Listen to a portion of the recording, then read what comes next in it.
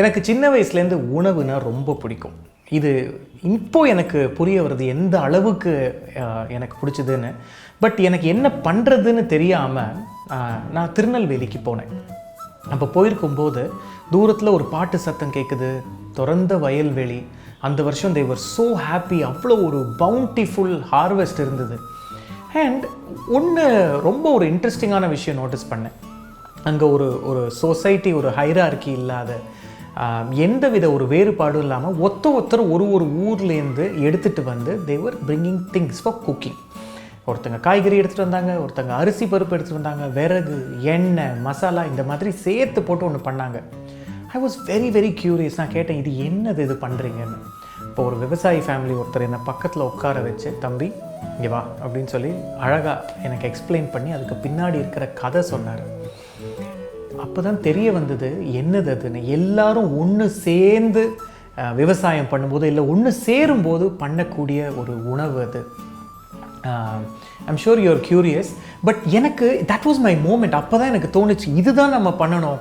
உணவு ரீதியாக ரிசர்ச் பண்ணி டாக்குமெண்ட் பண்ணி உணவுக்கு பின்னாடி இருக்கிற கதைகள் எல்லாருக்கும் தெரியப்படுத்தணும்னு. That is where my journey began. And இந்த ரெசிபி இஸ் எக்ஸ்ட்ரீம்லி ஸ்பெஷல்.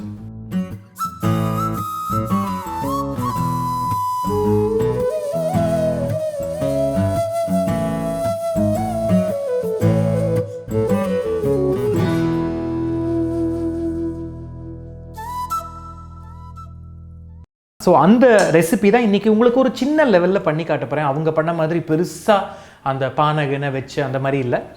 ஒரு tone down version in pressure cooker. Okay, ஏன்னா பார்க்குறவங்க வந்து எங்கள் ஊரில் இப்படி பண்ண மாட்டாங்க, எங்கள் தாத்தா இப்படி பண்ண மாட்டாங்க, அந்த பஞ்சாயத்துக்கே நான் வரல. இது நான் பண்ணுற ஒரு ஸ்மால் ஸ்கேல் வெர்ஷன். ஓகே, இதுக்கு I am going to be using இதயம் நல்லெண்ணெய். எண்ணெய் நல்லா சூடானதுக்கப்புறம் இதில் கொஞ்சம் கடுகு, உளுந்து, கொஞ்சம் கருவேப்பிலை, நல்ல வாசனையாக இருக்கும், அப்படியே பிச்சு போடுங்க. அதுக்கப்புறம் இதில் சின்ன வெங்காயம் மொத்தத்தையும் போட்டுடாதீங்க, கொஞ்சம் எடுத்து வச்சுக்கோங்க, ஏன்னா ஒரு பேஸ்ட் ஒன்று அரைக்கணும்.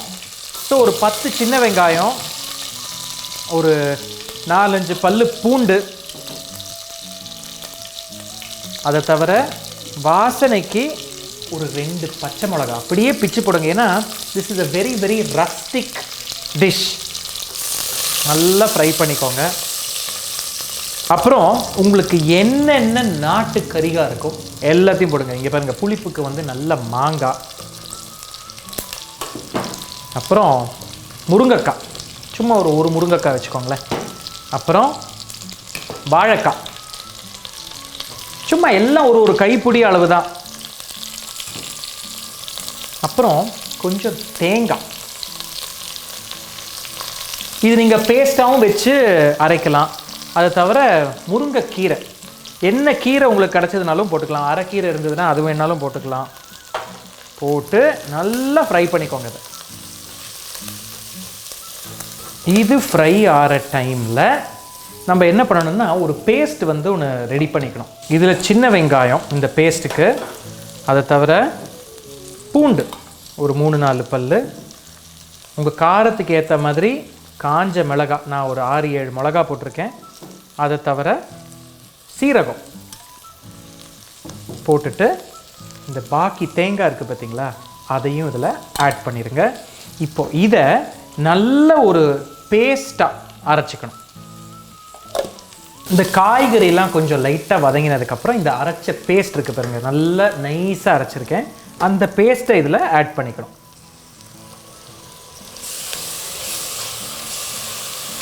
ஆஹா,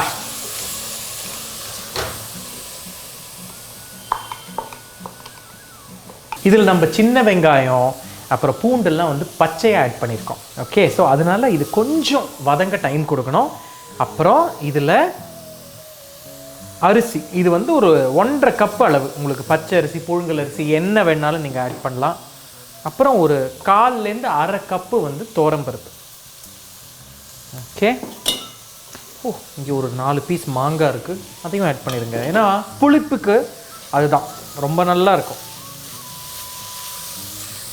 ஸோ மொத்தத்துக்கும் ஒரு 2 கப்பு, அதாவது 1.5 கப்பு அரிசி, 1/2 கப்பு வந்து தோரம் பருப்பு. இதுக்கு நீங்கள் வந்து கிட்டத்தட்ட ஒரு 4.5, 5, 6 வேணா கூட தண்ணி ஆட் பண்ணிக்கலாம். தண்ணி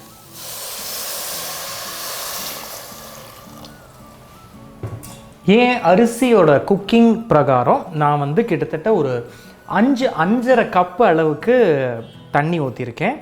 இப்போது இதில் கொஞ்சம் உப்பு ஆட் பண்ணணும். ஏன்னா இது வரைக்கும் நம்ம உப்பு ஆட் பண்ணலை. ஓகே, உப்பு கொஞ்சம்,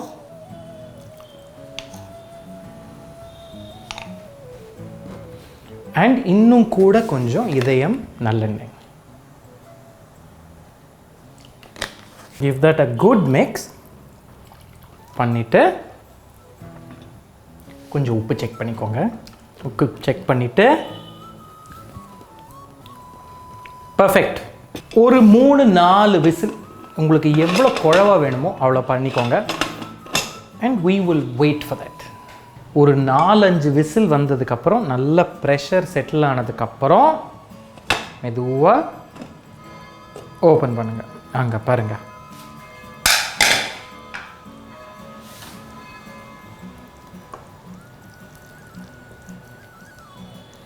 எப்படி இருக்குது பாருங்கள். இது வந்து உங்களுக்கு இப்போ வந்து தண்ணியாக கொஞ்சம் இருக்கும். பட் இதை நீங்கள் மூடி வச்சு இல்லை ஒரு கேசரோலில் போட்டு வச்சிங்கன்னா அந்த தோரம் பருப்பு, அந்த சாதம் இதெல்லாம் வந்து கொஞ்சம் எக்ஸ்பேண்ட் ஆகும். இப்படி இருந்தால் தான் உங்களுக்கு சாப்பிட்ற டைம்குள்ளே, இப்போ நம்ம எப்படி சாம்பார் சாதம் இல்லை ஒரு வெண்பொங்கல்லாம் ஒரு கேசரோலில் போட்டு வைக்கிறதுக்கு முன்னாடி கொஞ்சம் தண்ணியாக இருக்கும், போட்டதுக்கப்புறம் நீங்கள் திறந்து பார்த்தீங்கன்னா அது நல்லா எக்ஸ்பேண்ட் ஆகிருக்கும். This is the same thing. இங்கே பாருங்கள், see how lovely it is. வெஜிடபிள்ஸ்லாம் பியூட்டிஃபுல்லாக குக் ஆகி அவ்வளோ நல்லா இருக்குது. பார்க்குறவங்க தயவு செஞ்சு யோசிக்க வேண்டாம் என்ன தண்ணியாக இருக்குன்னு. Not to worry, I guarantee you இது நீங்கள் ஒரு டப்பாவில் போட்டு வச்சிங்கன்னா நல்லா திக்கன் ஆகிடும். ஸோ இந்த கூட்டாஞ்சோறு பண்ண இந்த குக்கரை வந்து திருப்பி நான் பற்ற வைக்க போகிறேன். முக்கியமாக இதுக்கு வந்து ஒரு தாளிக்கிறது வந்து ஒன்று தாளிக்கணும். ஓகே, வடகம் அப்படின்றது வந்து நிறைய பேர் வீட்டில் செய்வாங்க. இப்போ கடையிலையும் கிடைக்கிது அது. அதை போட்டு தாளிக்க போகிறேன். இந்த இதயம் நல்லெண்ணெயில் நல்லா போடலாம், நல்ல வாசனை வரும். இந்த வடகம் இஸ் பண்ணுறது வந்து ஒரு ஒரு ஆர்ட். இது வந்து ஒரு ஊர் ஒரு கம்யூனிட்டிக்கு ஏற்ற மாதிரி மாறும். ஸோ சின்ன வெங்காயம், சோம்பு, கடுகு, வெந்தயம், பெரிய வெங்காயம், காஞ்ச மிளகாய் இதெல்லாம் போட்டு நல்லா அரைச்சி வெயிலில் காய வச்சு திருப்பி உள்ளே வச்சு காய வச்சு இது வந்து கிட்டத்தட்ட ஒரு 2-3 வாரத்துக்கான ஒரு ப்ராசஸ். இது நம்ம வாசனை பார்த்திங்கன்னா பிரமாதமாக இருக்கும். ஓகே, ஸோ அதுதான் வந்து இதில் தாளிக்கிறதுக்கு போட போகிறேன். இப்போது எண்ணெய் சூடானதுக்கப்புறம் கொஞ்சோண்டு கடுகு. இது உங்களுக்கு பாயில் ஆக ஆக எவ்வளோ திக்கன் ஆகிட்டே வருது பாருங்கள். கடுகு அங்கே வெடித்ததுக்கப்புறம் இதில் இந்த வடகம் ரொம்ப இல்லை, ஒரு ஒரு ஒரு இவ்வளோ பெரிய வடகம் இருந்துச்சுன்னா அதில் ஒரு பாதி போட்டுக்கோங்க. That's enough. ஆஹா, கருவேப்பிலை கொஞ்சம். அடுப்பு அணைச்சிட்டு you pour it over the kootanchoru. நல்லா மிக்ஸ் பண்ணி விட்டுடுங்க. ஆஹா, வாசனை இஸ் ஜஸ்ட் மேஜிக்கல். ஓகே, நம்ம முதல்ல இருந்ததுக்கும் இப்போதுக்கும் எவ்வளோ திக்கனாக இருக்குது பாருங்கள். இது இன்னும் திக்கனாகும், I promise you. Okay, so now I will taste the கூட்டாஞ்சோறு.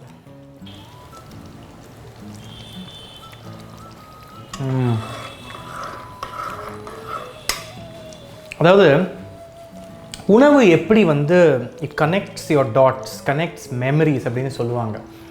எனக்கு இது சாப்பிட்டது நான் என்னோடய உணவு பயணம் எங்கே ஆரம்பித்ததோ அங்கே கொண்டு போய் விட்ருக்கு எனக்கு. ஏன்னா food has that ability to connect, to transport எல்லா ஒரு ஒரு நாஸ்டால்ஜியாக்கும் உணவு ஒரு ஒரு ஒரு மீனிங் அப்படின்னே சொல்லலாம்.